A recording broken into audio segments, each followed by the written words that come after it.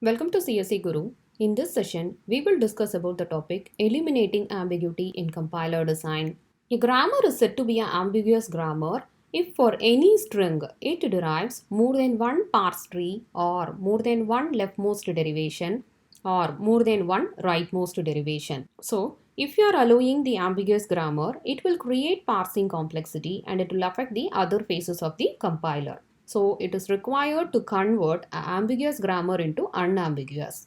There are three main reasons that leads to ambiguity: operator precedence rule, associativity rule, and dangling else. So in the previous session, we have discussed about the topics operator precedence and associativity rule.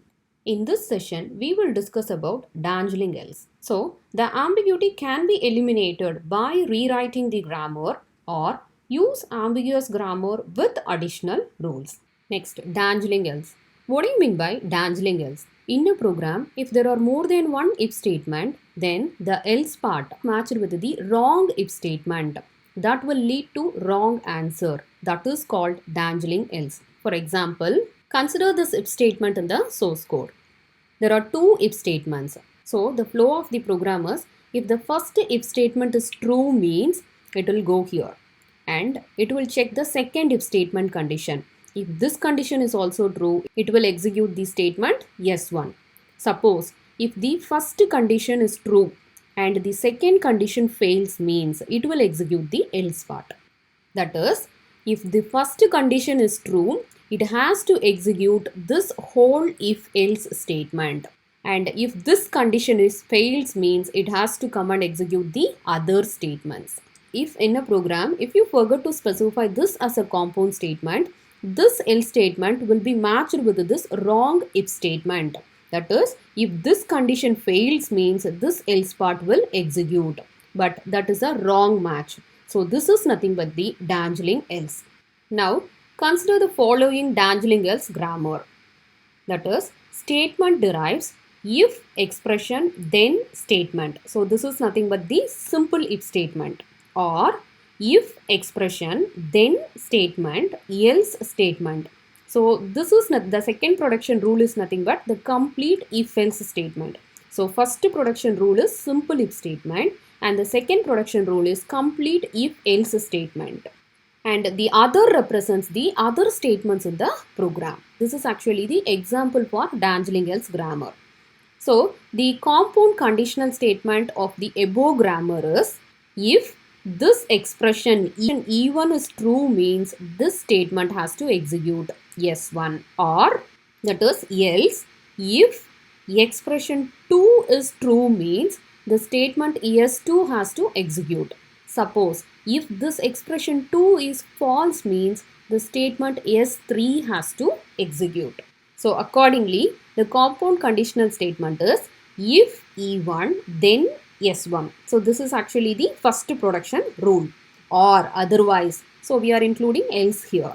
Else if E2 then S2 else S3. So here we are including the else part, that is we are combining the two production rules as a compound conditional statement. Now we will construct the parse tree for this compound conditional statement. So here, if this expression E1 is true means it has to execute S1, else it has to execute this complete if statement. So now the parse tree will be statement if expression E1 is true means then it will execute the statement S1, else it will execute this complete statement.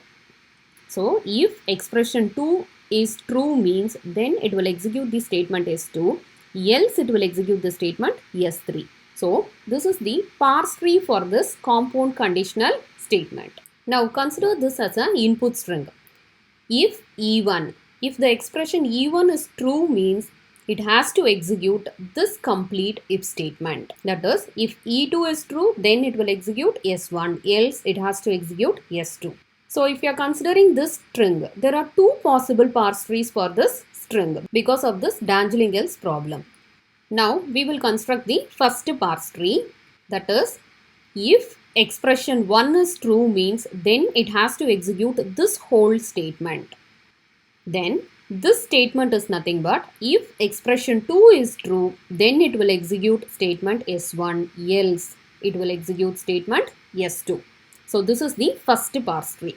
So if you are considering here, this else is matched with the correct if statement. Now if you are considering the second parse tree, in this parse tree, this else will be wrongly matched with this if statement. That is nothing but the actual dangling else.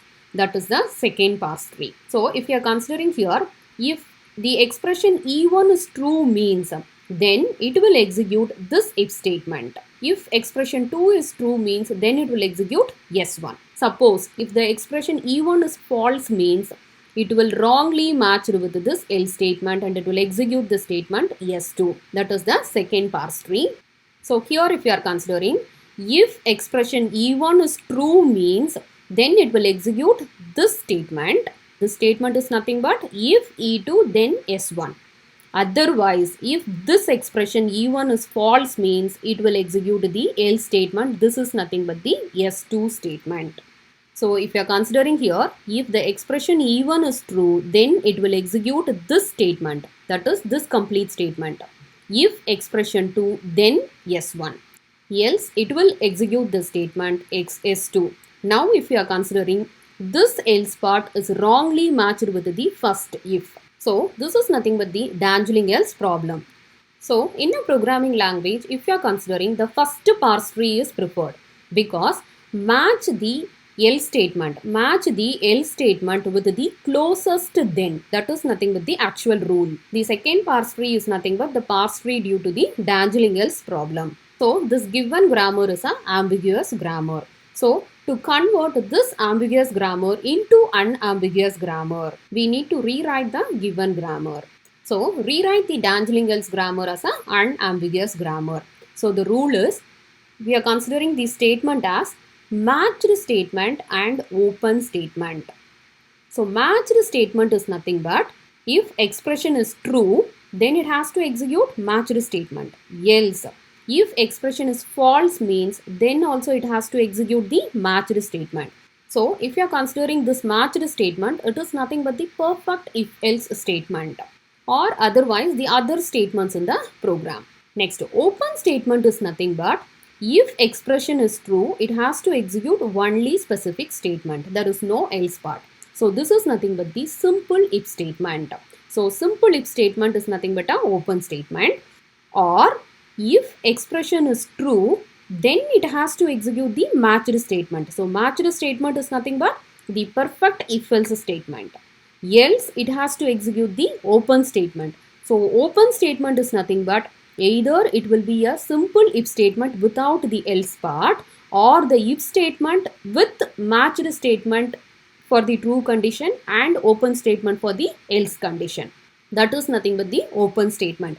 So in the grammar, if you are implementing these rules, then the grammar will be an unambiguous grammar. So in our example string, if you are considering, the grammar will be if expression E1 is true means, then it has to execute this whole statement. So if expression E1 is true means it has to execute this whole statement. That is, if expression 2 is true, then it will execute the statement 1, else it will execute the statement 2.